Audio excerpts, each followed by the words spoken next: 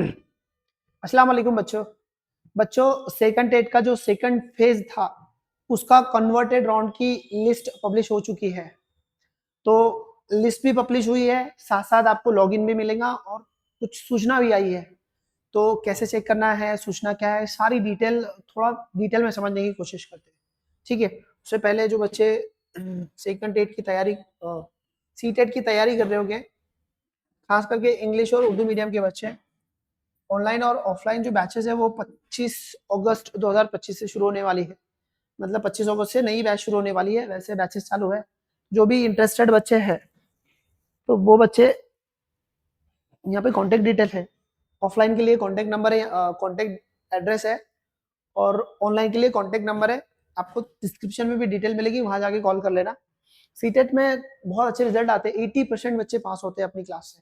तो जो भी प्रिपरेशन कर रहे होंगे और क्लासेस ज्वाइन करना चाहते तो वो ज्वाइन कर सकते हैं। आते हैं हम लोग हमारी कहानी पर। तो कहानी ऐसी है कि जो आपका सेकंड टेट का सेकंड फेज का कन्वर्टेड राउंड लग चुका है। तो बच्चों आप क्या करेंगे, यहाँ पे ये यहाँ पर आप देखेंगे तो यहाँ पर आपको लॉगिन दिखेगा इधर साइड में। मतलब आप ये हमारी पवित्र पोर्टल की वेबसाइट पे आएंगे, सिंपली गूगल में पवित्र पोर्टल डालिए, वहां पे आपको पहली टैब दिखेंगी, उसको क्लिक कीजिए तो आपको ये होम पेज मिलेगा यहाँ पर। तो ये आपके सामने होम पेज है, उसमें यहाँ लॉगिन की डिटेल है। आप लॉगिन करेंगे ना तो आपका सिलेक्शन कहाँ हुआ है, कौन सा स्कूल मिला है, वो सारी डिटेल आपको वहां मिल जाएगी। ठीक है, उसके साथ साथ यहाँ पर ये जो बुलेटिन दिख रहा है आपको, न्यूज बुलेटिन, यहाँ पर ना एक सूचना है। मतलब सूचना में आपको दिया है कि जिसका सिलेक्शन है उसको आगे क्या क्या करना है, या फिर जिसका सिलेक्शन नहीं हुआ और उसको कुछ प्रॉब्लम है तो उसने क्या करना है, वो सारी डिटेल ये नोटिस में दी है।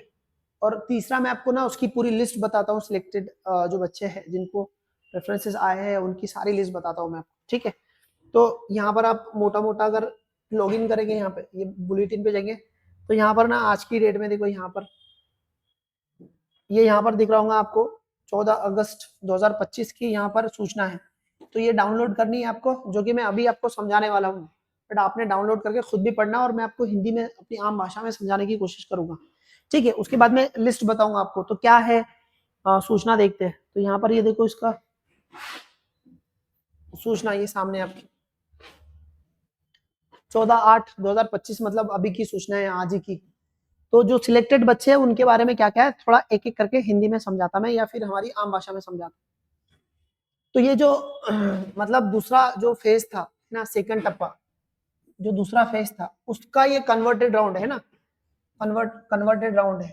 और वो भी कौन था, मुलाकाती शिवाय, मतलब विदाउट इंटरव्यू। विदाउट इंटरव्यू मतलब सारी गवर्नमेंट के स्कूल है इसमें, सारे के सारे उनका ये कन्वर्टेड राउंड है। अब कन्वर्टेड राउंड आप सबको मालूम है क्या रहता है। तो जो सेकंड फेज में, जो सेकंड फेज का जो राउंड था उसमें जो जगह खाली रही थी वो पूरी की पूरी ओपन कैटेगरी को शिफ्ट हो गई। मतलब जो सेकंड फेज में, ये वाले फेज में जो बच्चे वहां पे पहुंचे नहीं या फिर उन्होंने ज्वाइन नहीं किया, उसकी खाली जगह थी, वो सारी कन्वर्टेड राउंड में ओपन के बच्चों को मिल जाती है। मतलब ओपन के सारे बच्चे एक्सेस कर सकते हैं, उसको बोलते हैं कन्वर्टेड राउंड। ठीक है, तो क्या बोलती है सूचना, एक एक करके समझते। देखो ये जो सेकंड फेज का जो कन्वर्टेड राउंड था ना, इसकी 25 अप्रैल 2025 से लेकर 2 मई 2025, और डेट बढ़ाए थे उन्होंने फिर 6/5 से 8/5 तक। मतलब मोटा मोटा ये कह सकते हैं कि 25 अप्रैल से लेकर 8 मई तक आपको ना मतलब प्रेफरेंसेस जनरेट हुए थे। मतलब वहां पे प्रेफरेंसेस थे, प्रेफरेंस दिए गए थे। फिर प्रेफरेंसेस देने के बाद में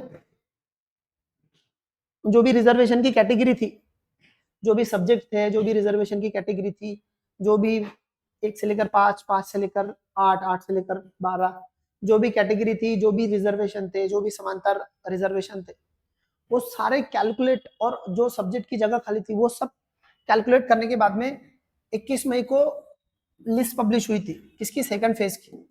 ठीक है, फिर उनको जो भी ज्वाइनिंग करने के लिए टाइम दिया गया था, जो भी हुआ, फिर ये फेज में जो जगह खाली रही थी सेकंड फेज में, मतलब 21 मई को लिस्ट पब्लिश हुई थी, किसकी, सेकंड फेज की लिस्ट पब्लिश हुई थी। तो उसमें जिसका सिलेक्शन हुआ था। फिर उस सिलेक्शन में जो लोग नहीं जा पाए या फिर जो जगह खाली रहेगी, तो वो फिर बाद में ऑटोमेटिकली कन्वर्टेड राउंड में आपको दी गई, जो आपके सामने है। ठीक है, ये वही सारी बातें उसमें दी गई।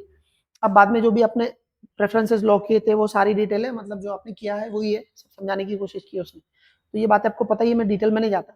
उसके बाद में अभी ये आपको कैसे चेक करना है कि आपका सिलेक्शन हुआ है कि, तो आपको वही वापस लॉग इन करना है।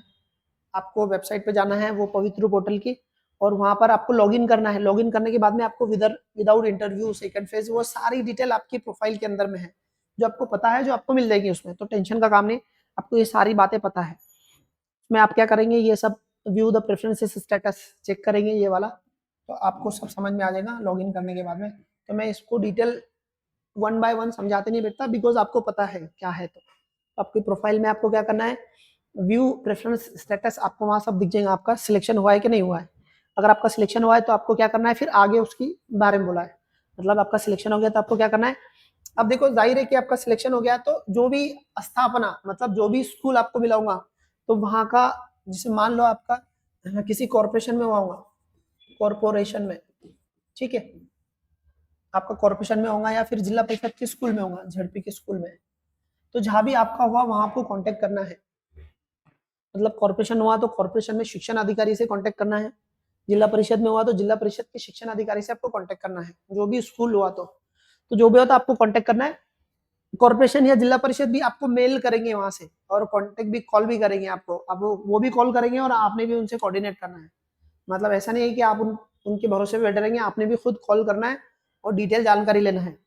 तो अगर आपका सिलेक्शन कॉर्पोरेशन में हुआ तो कॉर्पोरेशन का जो एजुकेशन ऑफिसर है उससे आप कांटेक्ट करना है, जिला परिषद में हुआ तो जो जिला परिषद का एजुकेशन ऑफिसर है उससे आप कांटेक्ट करना है।